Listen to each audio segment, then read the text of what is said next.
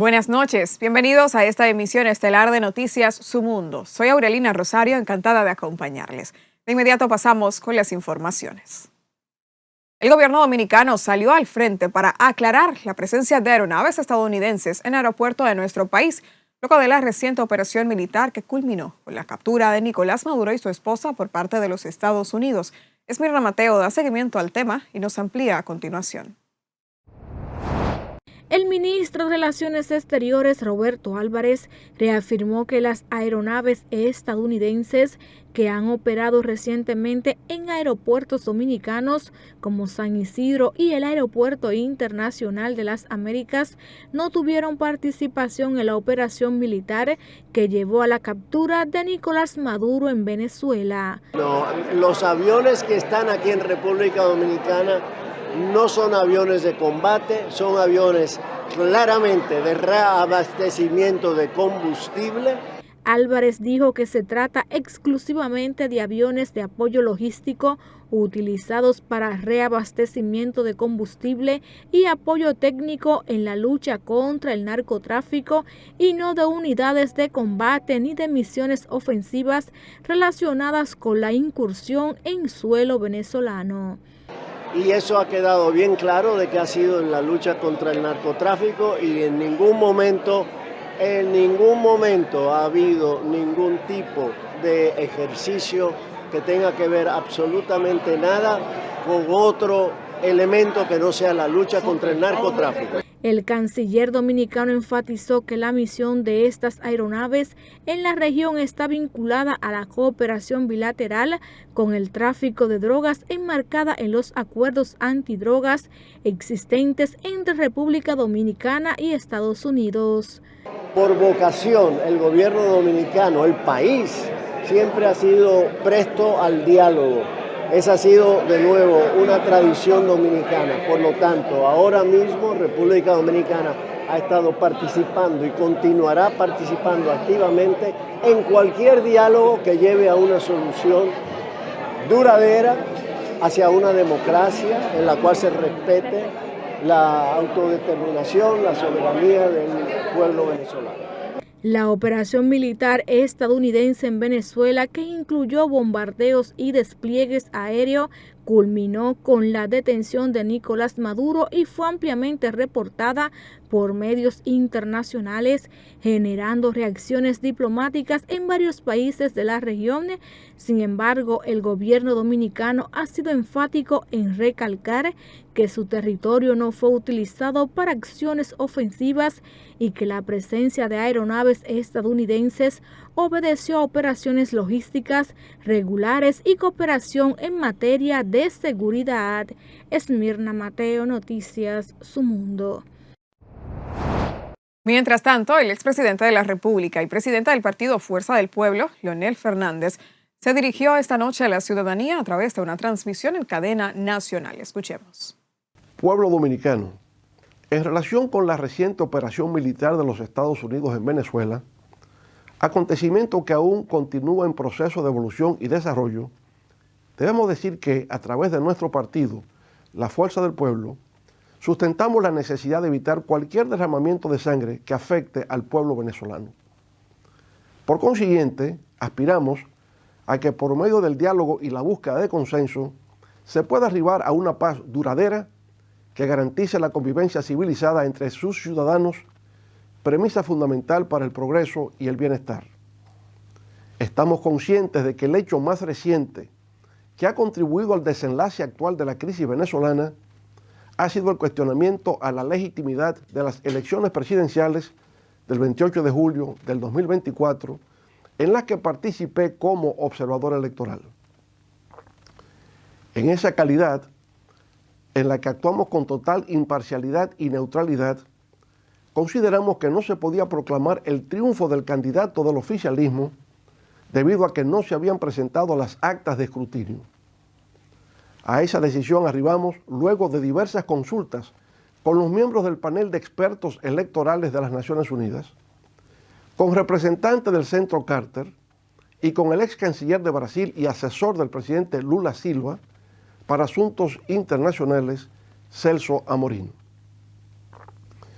Al ocurrir el proceso electoral en esos términos, recomendamos en nuestras declaraciones finales, citamos, poner en el centro de la consideración nacional un genuino y productivo diálogo político interno entre los propios venezolanos, termina la cita. A eso agregamos, citamos, esta propuesta busca ofrecer un camino hacia la paz, la reconciliación y la estabilidad política en Venezuela y esperamos que pueda ser aceptada y apoyada como una iniciativa pragmática y eficaz para evitar nuevas confrontaciones que impidan el desarrollo económico y social de la sociedad venezolana. En otra noticia, el experto en temas internacionales y geopolítica, Alfredo de la Cruz, advirtió que la reciente intervención militar en Venezuela constituye una violación flagrante del derecho internacional, al recordar que ningún Estado puede incursionar militarmente en otro sin un mandato previo del Consejo de Seguridad de las Naciones Unidas o sin que exista una agresión que justifique la legítima defensa. Lo que ha ocurrido en Venezuela es una violación flagrante al derecho internacional, que lo vimos diciendo que está herido de muerte, pero no hacemos nada porque subsanar los errores que tiene.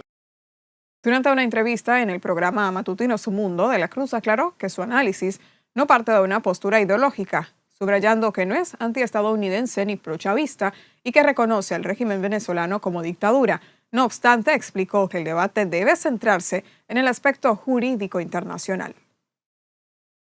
Por otro lado, el Comité de Solidaridad con Venezuela en la ciudad de Santiago realizó una vigilia en rechazo a la intervención militar de los Estados Unidos en Venezuela.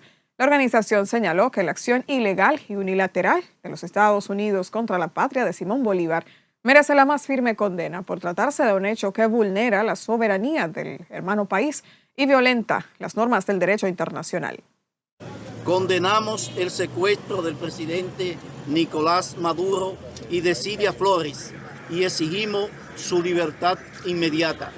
Repudiamos la agresión militar llevada a cabo por los Estados Unidos de América el pasado 3 de enero contra el territorio y el pueblo venezolano. Expresamos a la opinión pública mundial que dicha acción genocida no puede quedar impune, que se deben condenar a los responsables de las muertes de decenas de militares y civiles que cumplían la sagrada misión de defender la soberanía del pueblo venezolano. Finalmente, las organizaciones de izquierda destacaron que la agresión militar contra Venezuela se debe a la desesperación agresiva, esencialmente guerrerista terrorista, que embarca a las cúpulas militares, corporativas y políticas del imperio estadounidense en decadencia. Cambiando de tema, el presidente de la Suprema Corte de Justicia, Henry Molina, afirmó que la República Dominicana ha logrado una transformación profunda del sistema judicial, marcada por la reducción de la mora, mayor transparencia y un incremento significativo en la confianza ciudadana. Esmirna Mateo nos tiene la historia. Molina destacó que el 90% de los casos en la Suprema Corte de Justicia se resuelven hoy con un año o menos, eliminando más de 40 años de mora judicial estructural. Señaló avances claves como la digitación de servicios, el acceso virtual a expedientes y audiencias, la apertura de centros de entrevistas forense en todo el país y la publicación en línea de más de 400.000 decisiones judiciales. Aún con estos logros, el Poder Judicial siguió enfrentando desafíos arraigados durante décadas. La congestión en los tribunales y el retardo en las decisiones que afecta la vida de la gente y el desarrollo del país. A lo largo del tiempo se ejecutaron planes relevantes, pero ninguno consiguió resolver la raíz de este atraso histórico. Resaltó además que el índice de transparencia del Poder Judicial alcanzó por primera vez el 100% y que la confianza en la justicia se duplicó desde el 2019. Hoy, en la Suprema Corte de Justicia, esta realidad ha cambiado de manera sustancial. El 90% de los casos se resuelven en un año o menos, con plazos más previsibles, favorables para la vida de las personas y el desarrollo del país. 12 meses promedio en materia civil y comercial, 6 meses en inmobiliario, contencioso administrativo, tributario y laboral, 3 meses en materia penal para el 80% de los casos y 24 horas en los procesos de extradición. Se dice rápido, pero lo cierto es que hemos eliminado más de 40 años de mora judicial estructural, instaurando una disciplina férrea y una cultura de rechazo al retardo. El magistrado reafirmó el compromiso con una justicia independiente, íntegra y centrada en las personas y presentó el Plan Justicia del Futuro 2034, orientado a consolidar una justicia sin mora, plenamente accesible y garante de la seguridad jurídica y la democracia. Esmirna Mateo, Noticias Su Mundo. El arzobispo coadjunto de la Arquidiócesis de Santo Domingo, Tomás Morel, al encabezar una misa en ocasión del Día del Poder Judicial, llamó a fortalecer el sistema para que sea centrado en las personas y se eliminen barreras innecesarias, especialmente que afectan a los más vulnerables. En ese sentido, afirmó que la justicia debe tener cercanía, carácter humano y respeto. Vivimos tiempos de grandes desafíos, pero también de oportunidades. El anuncio del Plan Justicia del Futuro 2034 constituye una señal clara de una conciencia institucional y de responsabilidad histórica. Colocar en el centro del sistema judicial la dignidad de la persona humana no es solo una opción estratégica, es una exigencia ética y cristiana constitucional, fundamento que sostiene con la visión cristiana y la visión humana. Manifestó que la modernización de la justicia con la implementación de la digitalización debe fortalecerse, así como inaugurar más infraestructuras que hagan más accesibles y eficientes el acceso a la justicia. De vuelta con las informaciones, la Convergencia contra el Robo de la Seguridad Social advirtió que el nombramiento del doctor Antoliano Peralta como ministro de Justicia fortalecería el control político del sistema judicial con el objetivo de proteger a implicados en el presunto entramado de corrupción que afecta a SENASA. El presidente de la organización, Surún Hernández, señaló que está mal hecho de que algunos permanezcan en libertad, a pesar de ser señalados como figuras clave en el supuesto desfalco. A externar su preocupación por la designación de Antoliano Peralta como ministro de la Justicia, tendente a reforzar el control de la justicia por parte del poder político y que se garantice fundamentalmente la impunidad de los involucrados en el caso de corrupción de SENASA y en los demás procesos escandalosos que afectan a este gobierno. La sanción emitida contra Rigoberto Sena, el juez del Fasco de SENASA, por haber mandado a la cárcel a Santiago Jacín, es un metamensaje a los demás jueces para que pongan en libertad a Santiago Jacín o enfrenten sanciones y destitución. El organismo alertó que la amonestación impuesta al juez Rigoberto Sena tras ordenar prisión contra Santiago Jacín constituye un supuesto metamensaje dirigido a otros jueces para que dispongan su liberación bajo amenaza de sanciones. Por otro lado, la Cámara de Diputados aprobó este miércoles en segunda discusión con modificaciones el proyecto de ley orgánica que crea la Dirección Nacional de Inteligencia y regula el Sistema Nacional de Inteligencia.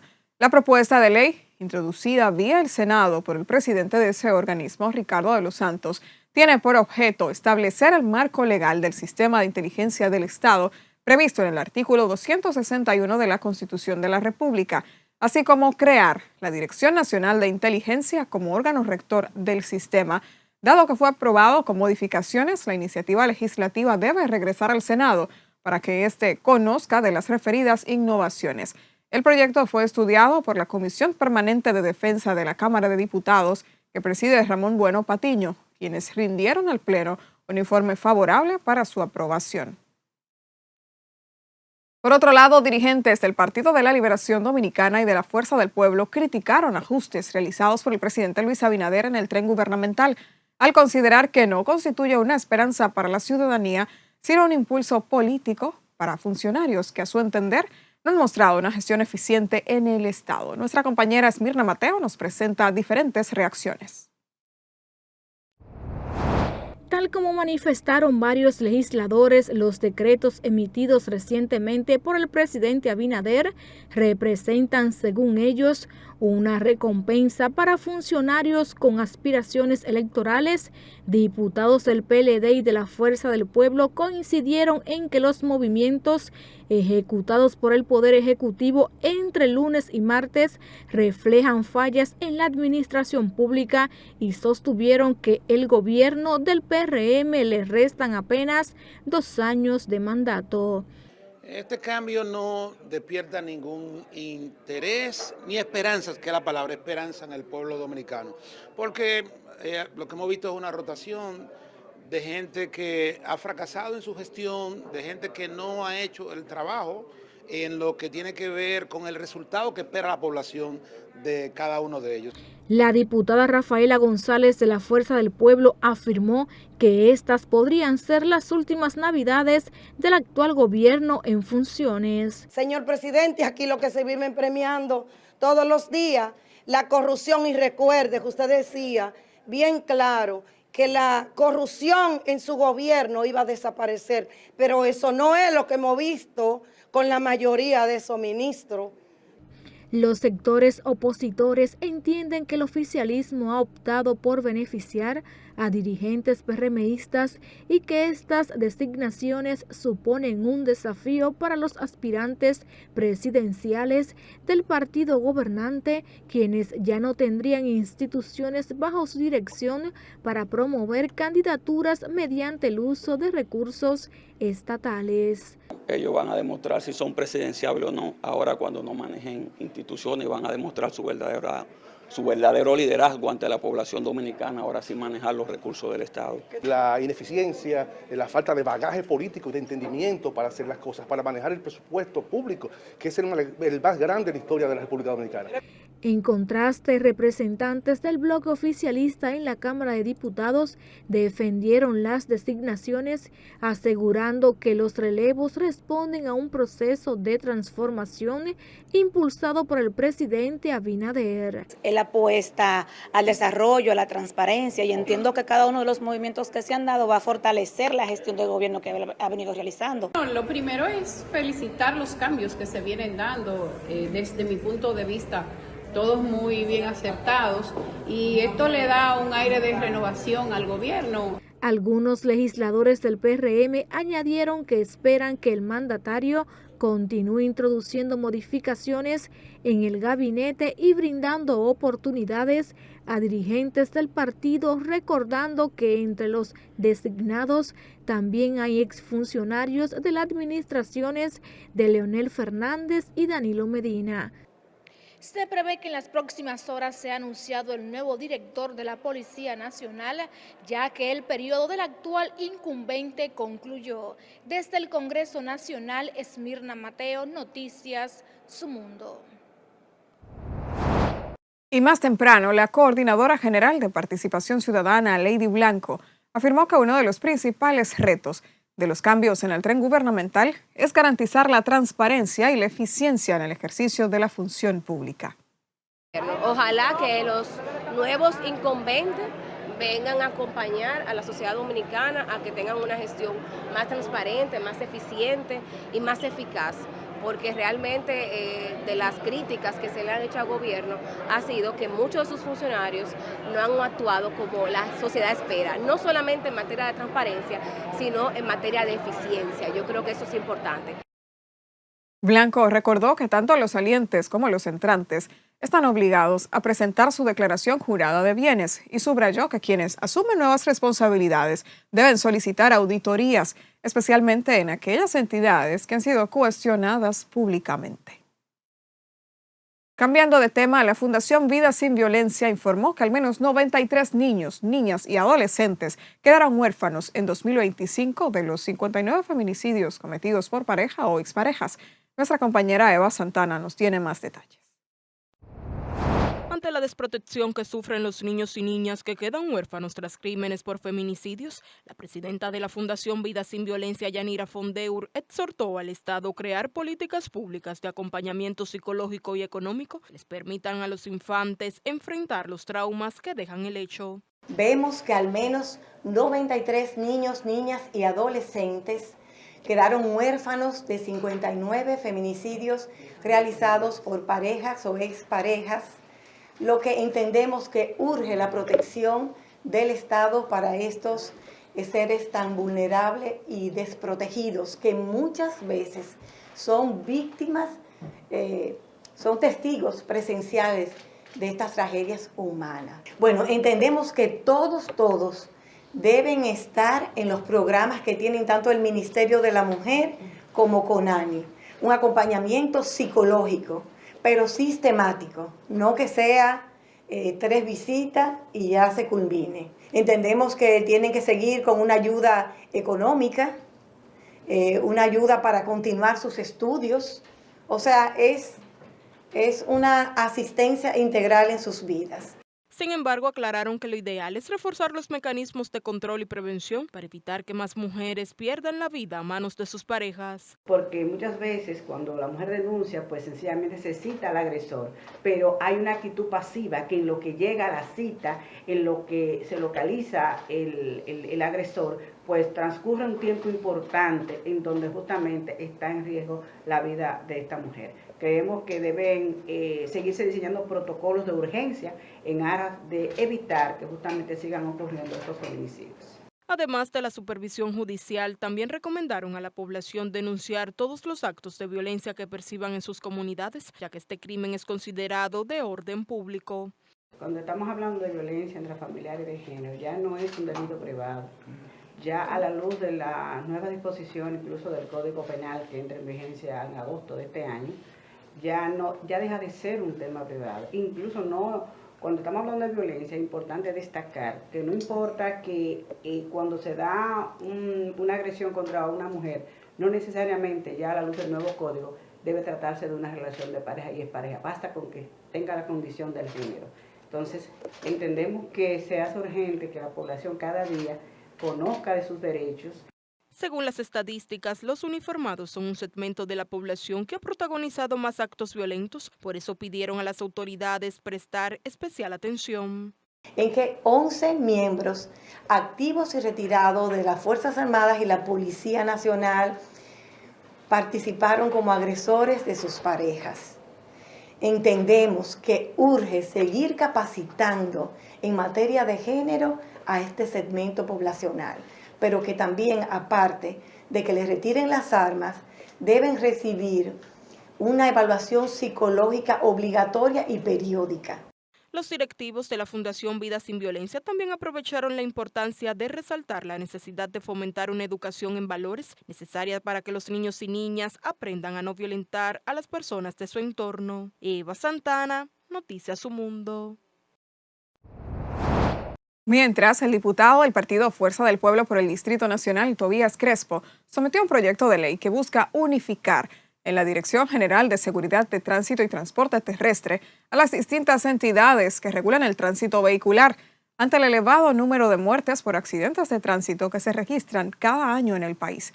El legislador explicó que la iniciativa contempla integrar los recursos, el personal y las competencias de la Comisión Militar y Policial del Ministerio de Obras Públicas y del Programa de Asistencia Vial del Ministerio de Interior y Policía, con el propósito de fortalecer a la DGCET como el órgano legalmente facultado para prevenir y controlar la circulación en las vías públicas. Hemos sometido un proyecto de ley para unificar en un solo ente u órgano las instituciones que tienen que ver con el monitoreo, la vigilancia, la fiscalización y el control del tránsito en las vías públicas. En ese sentido, pues depositamos un proyecto de ley que va a unificar lo que es la Comisión militar y policial que está adscrita al Ministerio de Obras Públicas, que le llaman la Comipor, y que ustedes saben que da asistencia vial, hace operativos médicos, odontológicos, fumigaciones, que realmente no son sus funciones, pero en el caso de la asistencia vial es un servicio muy importante que la ciudadanía había valorado que funcionaba y que ya lamentablemente se ha deteriorado. Y en ese sentido nosotros entendemos que la asistencia vial como parte de la seguridad vial y la seguridad vial como parte de la seguridad ciudadana debemos fortalecer aquellos entes u órganos que están facultados por ley. En ese sentido, el proyecto de ley busca unificar la Comipor y el programa Carrea, que pertenece al Ministerio de Interior y Policía, en un solo ente, y los recursos que están destinados tanto a la Comipor, a Carrea, se han destinado hacia la DGCET. Aseguró que la unificación de estas instituciones permitirá mejorar la seguridad vial y la organización del tránsito en el Distrito Nacional y en todo el territorio nacional, reducir duplicidades y conflictos de competencias, así como contribuir a salvar vidas y disminuir los daños derivados de los accidentes de tránsito. Continuando con las noticias, este miércoles inició el regreso a clases luego de las vacaciones navideñas. Sin embargo, el flujo de estudiantes aún no llega a su máxima capacidad. Eva Santana hizo un recorrido por algunos centros y nos comparte el reporte. Al menos en las escuelas del Distrito Escolar 1502, el regreso a clases empezó tímidamente, esto debido a la limitada asistencia de estudiantes. El día de hoy tenemos una asistencia de un 53% de los estudiantes, unos 474 estudiantes de unos 895. Nosotros contamos con una matrícula de 888 estudiantes, de los cuales tenemos aproximadamente 300 en el día de hoy. Algunos directores escolares aseguraron que aunque este primer día de clases ha sido más concurrido que en años anteriores, la baja fue producida por las discrepancias en el llamado a clases por parte del MINER y la ADP. No, el día de ayer, como sabemos, en algunas seccionales la ADP mandó a los maestros a reintegrarse el día de hoy y los padres lo vieron en la prensa, nosotros también de una manera u otra se lo hicimos saber a los padres. Vinieron algunos estudiantes, lo que hicimos fue llamar a los padres para que vinieran a retirarlo o que autorizaran que se fueran. Tuvimos el inconveniente de la tradición, o no inconveniente, el tema de la tradición del Día de Reyes, que sabemos que tenemos un país con una tradición eminentemente religiosa y eso afectó la docencia en el día de ayer. Se recuerda que el Ministerio de Educación convocó el inicio del año escolar para este martes 6 de enero, llamado que según el colectivo Ciudadano por la Calidad Educativa violaba el calendario escolar. Consideramos que ha sido un error del Ministerio de Educación iniciar el año 2026 de esta forma, ya que lo que ha hecho es un llamado a violar la Ley General de Educación 6697 y el reglamento del Estatuto del Docente, los cuales establecen que los docentes tendrán 10 días laborables de vacaciones en Navidad. Sin embargo, otros docentes aseguraron que los padres y tutores también tienen una cuota de responsabilidad importante, ya que son los encargados de que los niños y adolescentes retornen a la docencia. Entendemos que es un tema de conciencia, que sepan que siempre estamos aquí, los maestros se integran desde el primer día que convocamos y que cada hora de clase cuenta, realmente el tiempo hay que aprovecharlo. Motivando, claro, hacia los padres que, ¿verdad?, envíen los chicos, que la escuela les está esperando, tenemos todo preparado para darle los servicios que ellos necesitan. Aunque muchas aulas permanecen vacías, los directores informaron que hoy las clases serán impartidas el día completo, razón por la cual también se ha dispuesto el almuerzo y el desayuno escolar con normalidad. Eva Santana, Noticias Su Mundo.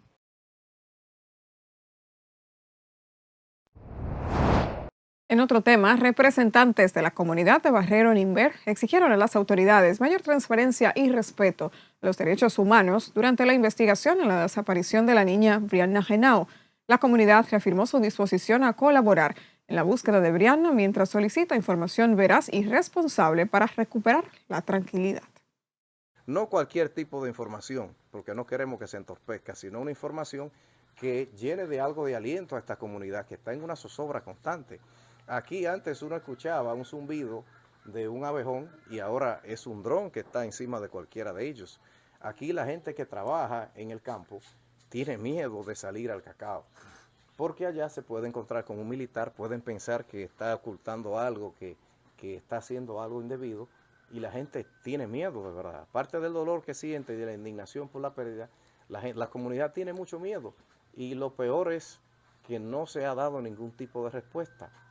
Pero a esto se suma quizás un hecho más terrible, y es que yo doy fe de que en el proceso se han agotado recursos, de que hay drones, de que hay desplazamiento de individuos de la milicia, de todos los cuerpos castrenses, y todo eso está bien, y de que hay una intención de encontrarla.